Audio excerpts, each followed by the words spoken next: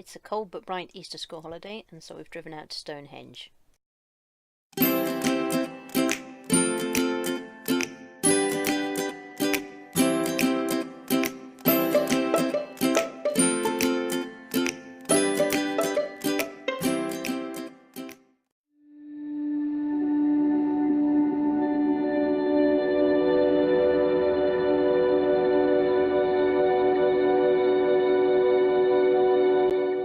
Just behind the ticket centre and the cafe and the shop is a really great visitor centre, award-winning apparently. It tells the tales of all the archaeological discoveries, the theories of the stones themselves, and what we know about the history so far. No photos though, so unfortunately no shots of inside the visitor centre itself. Between the visitor centre and the courtesy bus service is a recreated tiny ancient village. It's really atmospheric, and it helps to set the context for how people lived way back when the stones were hauled all the way to the site and then assembled.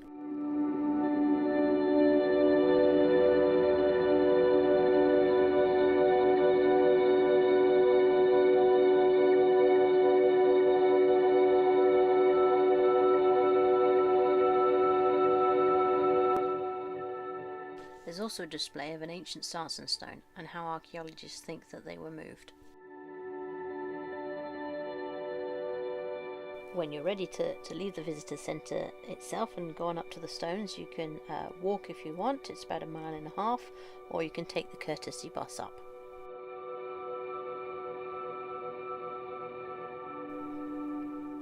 Although the stones themselves are managed by English Heritage, huge amounts of the surrounding landscape are owned by the National Trust, so members of either organisation can get in for free.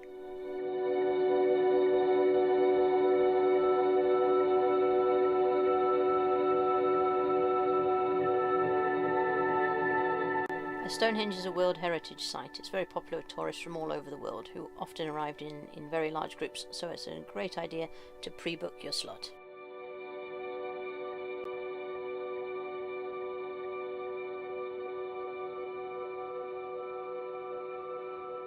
The site is very exposed and there's understandably no cover near the stones themselves, so be weather ready.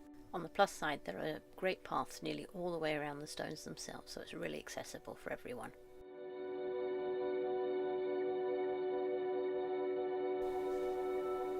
So what are our thoughts?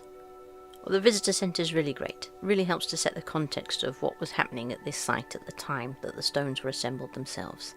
It's got a number of artefacts, it's got a 360-degree immersive film with sound that really helps you to feel as if you were part of that moment in history. The explanations and the descriptions are so on use very child-friendly language, and the objects themselves are well displayed, so they're easy to see and attractive to little eyes.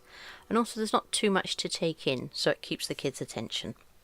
Facilities-wise, there's a little restaurant cafe on site. It's reasonably large and accessible. The only issue being perhaps that the loos themselves are in a different building. It has the usual type of English heritage real food options, so there are certainly no cheap chicken nuggets here. It's real food, but of course that means it's a little bit pricey perhaps. There is of course plenty of room in the surrounding landscape for picnics, but there's no real provision near the facilities themselves, and no indoor seating available. I think if you use the cafe, it has to be food bought from the cafe itself. So it's only really practical to picnic here when it's fairly dry outside and you don't need shelter. The whole of one wall of the cafe itself is glazed, so it's a very modern and airy building, and you get great views from that glazing. There's also an incredibly well-stocked souvenir shop selling the usual more refined pocket money trinkets. So I think one of ours came away with a wooden ethically sourced spear or some such, and I just love these little trinkets that the English Heritage make and buy in, because the wooden things themselves smell wonderfully of linseed. So the stones themselves are quite barren and exposed, and of course the loos are 1.5 miles away back at the visitors centre, so it can be difficult to have quite a long visit if you've got little ones that require those sort of facilities frequently. So a really great place to visit, preferably in the drier weather, but whatever weather there is, make sure you come wrapped up warm and ready for anything, because the site where the stones are themselves is really quite exposed. Thanks for joining us. Please subscribe to follow more of our adventures, and we'll see you in the next one.